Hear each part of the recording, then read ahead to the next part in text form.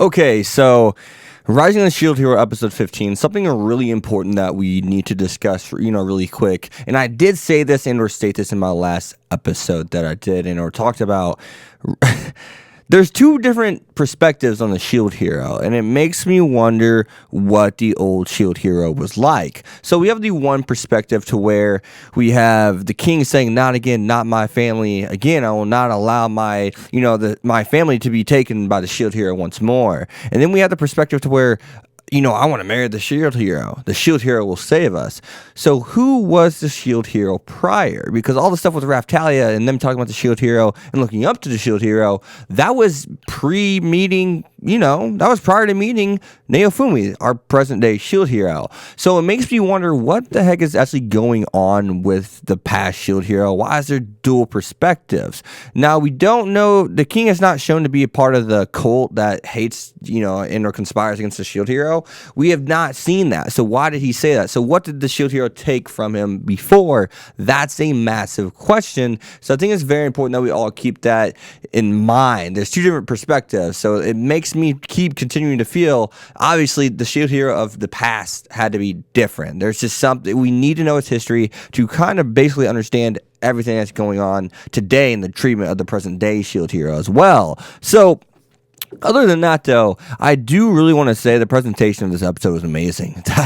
That presentation, wow, powerful stuff from the music, man, the choreography, everything that's going on in the scenes. Very powerful stuff on Raftalia's end. So we do get to see that her friend did eventually end up die in prison. That was something that we did get to see, and we also got to see what Raftalia went through.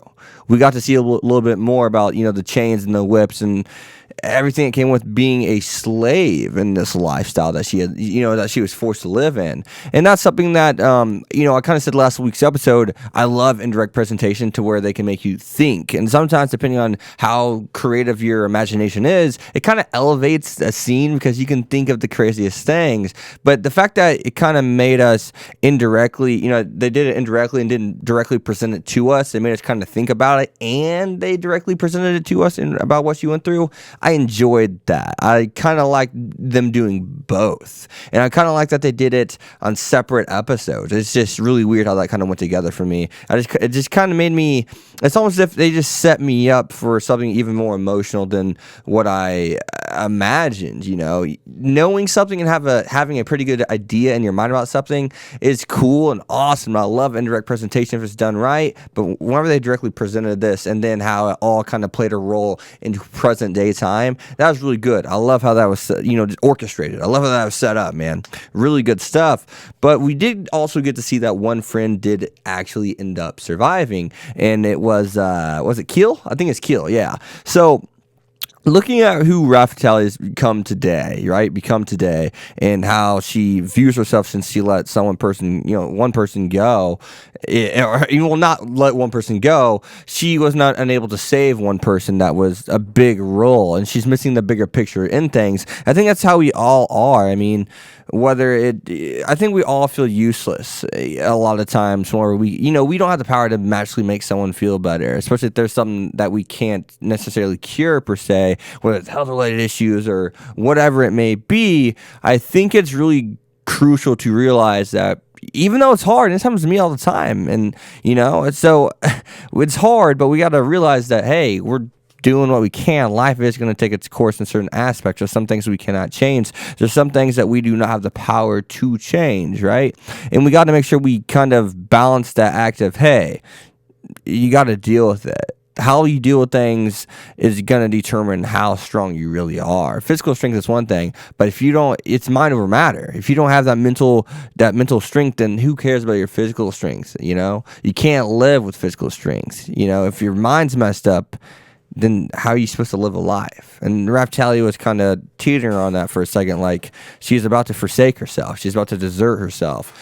Even though she's done so much good, it's not even funny. You can't control everything in life. It's just how life is, sadly. So other than that, though, I did enjoy the fact that Naofumi and Raphtalia, or in Raphtalia's mind, her and Naofumi are going to bring back that village. And I did notice the show was talking about how the other girl, Rafina or whatever, wanted to marry the Shield Hero.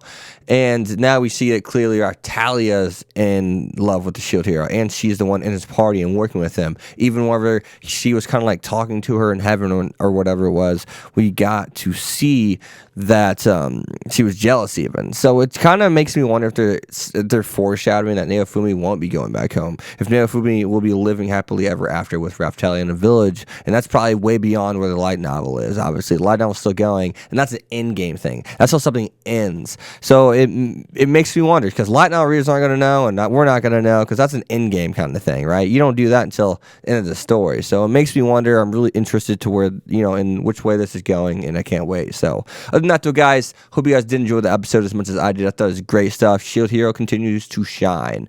So, as always, guys, see you guys next time. Be sure to leave a like, comment, subscribe, follow me on Twitter, X25. Check out my Patreon if you guys do want to do that as well. I'll see you guys next time. Peace. Thanks for watching, guys.